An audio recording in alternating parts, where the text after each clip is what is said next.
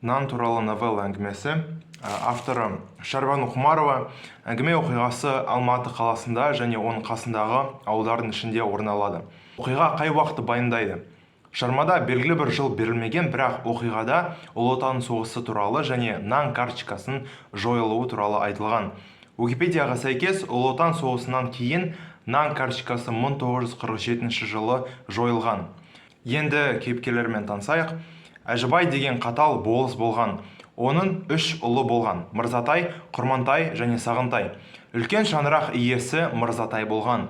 Оның жұбайының аты Ақжолтай және қызының аты Қамқанай немесе Қамқаш.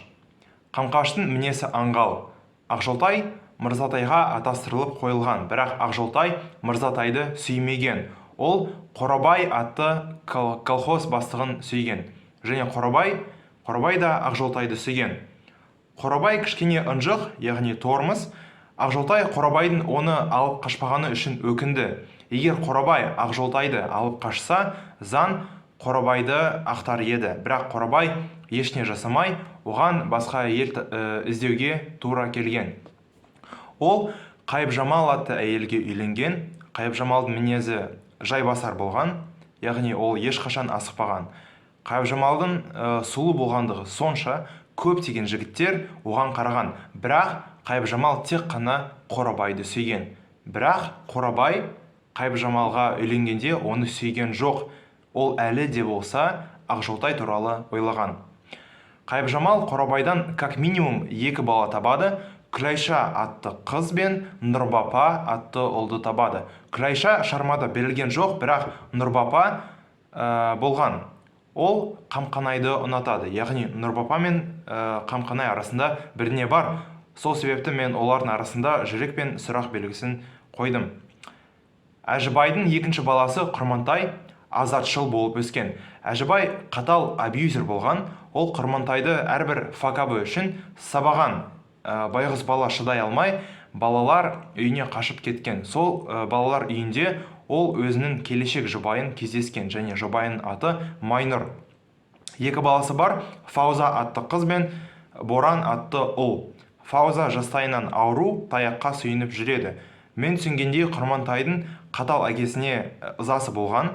Сол себепті ол балалар үйіне қашып кеткеннен кейін өз туыстарымен мүлдем араласпады. Міне осылай Құрмантай балалар үйінен шығып, жауапты қызметкер позициясына алып, отбасы құрады. Ал оның балалары өз ата жұртын білмей қалады. Әжібайдың 3-ші баласы Сағынтай, оның Ұлан атты ұлы бар. Онымен қатар шығармада кейбір достар туралы айтылған. Қамқанай мен Кербез атты қыз кластастар, және Қайыпжамал мен Майнұр бір мұғалімдер институтында оқыған. Ал енді әдебиет іліміне аттанайық. Ұлы Отан соғысы басталғанда Әжібайдың 3 ұлы мен Қорабай соғысқа аттанды. Қорабай ерте жараланып оралды, яғни Ақжолтайдың күйеуі соғыстан әлі оралған жоқ, ал Ақжолтайдың крашы уже оралды. Мырзатай жарақаттанып, контузия алып, ауруханада жатқан. Жұрт Қорабай мен Ақжолтай туралы түрлі өсектерді айтқан. Мүмкін Мырзатай ауруханада жатқанда осы өсектерді естіп, көңілі қалып, бір сәттен кейін ол отбасын тастап, басқа әйелге үйленді. Ақжолтай Мырзатайды сүймесе де, бәрібір оны 7 жыл бойы күткен. Ал Құрмантай мен Сағынтай Ұлы Отан соғысында қаза табады. Міне соғыс бітті. Қамқанайдың жасы 17-де немесе 18-де болған. Ол интернатта оқыған. Қамқанайдың нормальный көйлегі болмады. Анасы оған ақша беріп, нормальный көйлек сатып ал деп айтқан. Қамқанай өз подружкасы Кербезді алып, жайма базарға барды. Сол күні базарда Майнұр өз тауарларын сатқан. Қамқанай мен Кербез Майнұр сатқан көйлекті көріп, Майнұрға жақындады. Бірақ Қамқанай Майнұрды әлі білген жоқ. Майнұрдың түрі жаман болды, көздері шүңірейген, өзі жүдеу. Қыздар оны көргенде шошыды. Майнұр қыздарға хотя бы біріне сатып алыңдаршы деп өтінді. Қыздар Майнұрдан осыншама өтініп не болды деп сұрады. Майнұр өзінің күйеуінің соғыста қаза болғанын және қызының ауру екенін айтып жалай бастады. Қамқанай ақшаны алыңыз деп ақшасын қалдырды. Майнұр қыздарға: қарақтарым, үйге барайық, танысайық. тентек ұлым бар, оқығысы келмейді, оған ақыл айтыңдар деп айтты. Осылай Майнұр өз үйіне Қамқанай мен Кербезді әкелді. Үйге жақындап қараса, көп адам тұр. Ортасында Майнұрдың ұлы Боран тұр, және оның қасында қарт милиционер оны ұстап тұрған.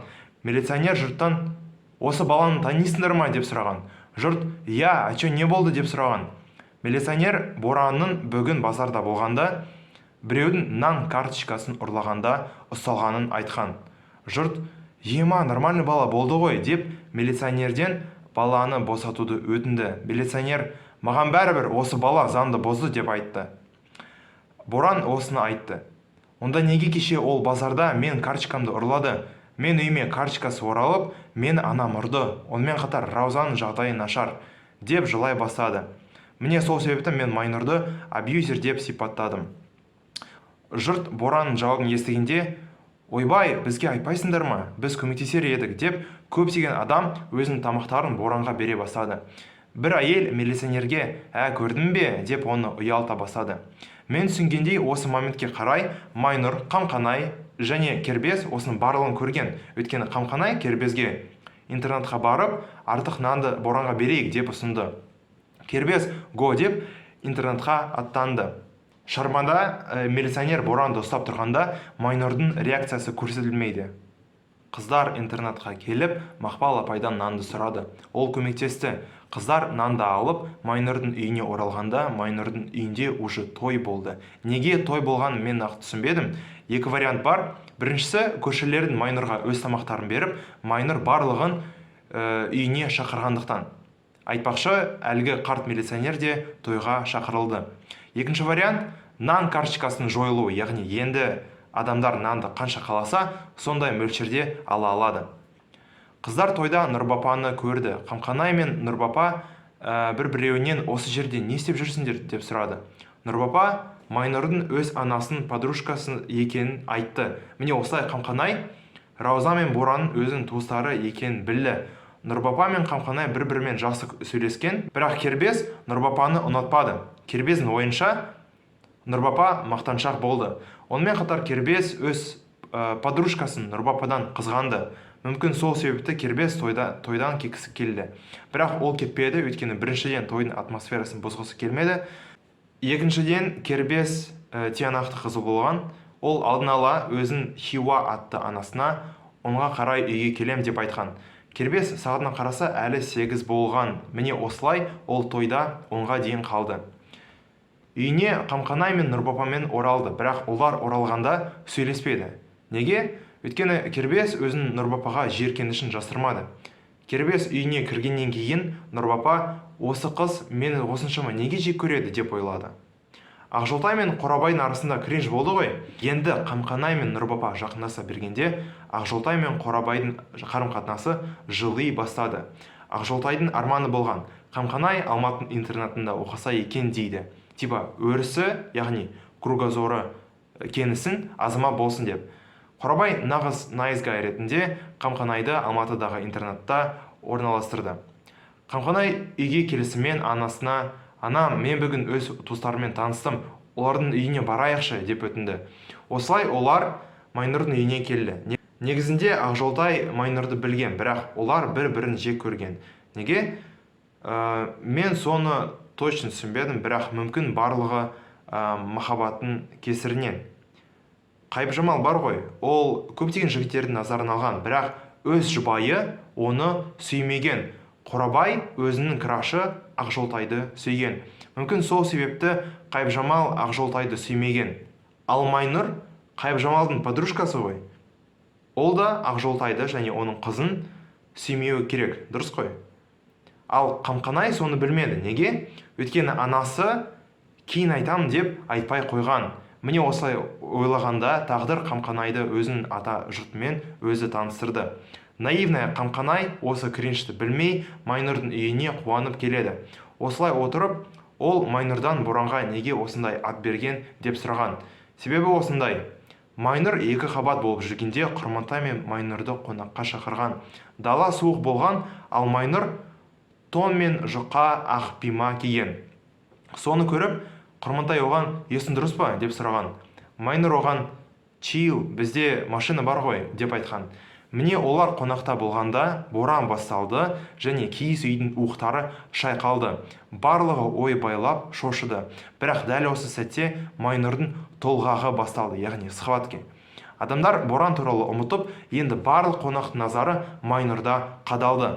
Майнұр босағанда боран тынышталды, дала тым-тырыс болды. Адамдар майнұрға келіп, оған «Молодец, сен боранды жеңдің» деп құттықтай бастады. Сол себепті майнұрдың баласына боран деген ат берілді. Балалар сыртқа кеткенде майнұр мен Ақжолтай иттесе бастады, яғни араздаса бастады. Типа, мен сен үйің қайда екенін білдім, осы жылдар бойы ни разу бізге көріспей келмегенсіңдер. Құрмантай балалар үйіне қашқаннан кейін қалай көрісеміз?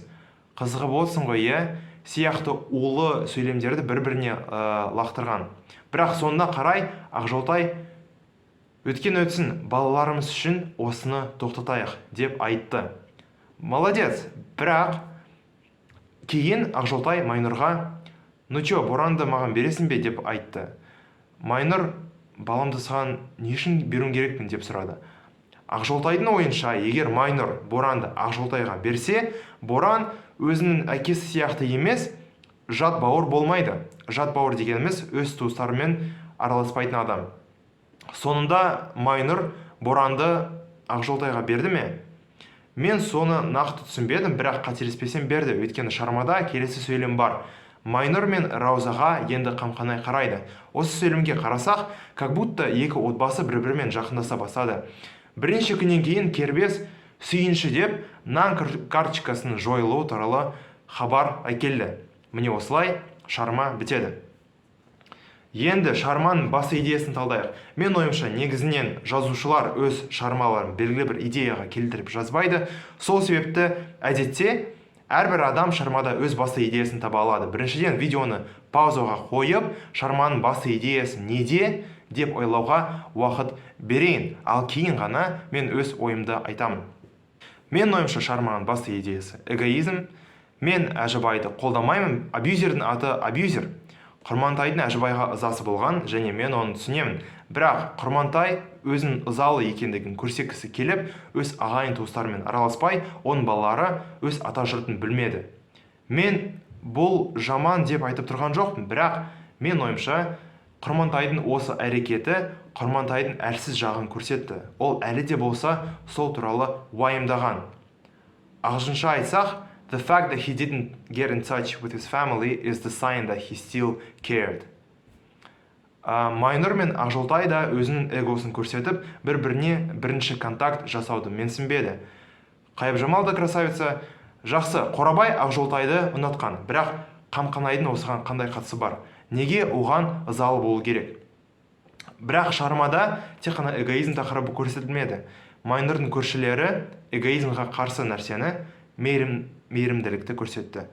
Милиционер заңға адал болса да, шындықты білгенде боранды түсіне бастады, және мен түсінгендей боранды босатты. Осылай видеоны бітіремін. Шығарма авторы Шәрбану Құмароваға рахмет. Сендерге де осыны қарғандарына рахмет. Көріскенше.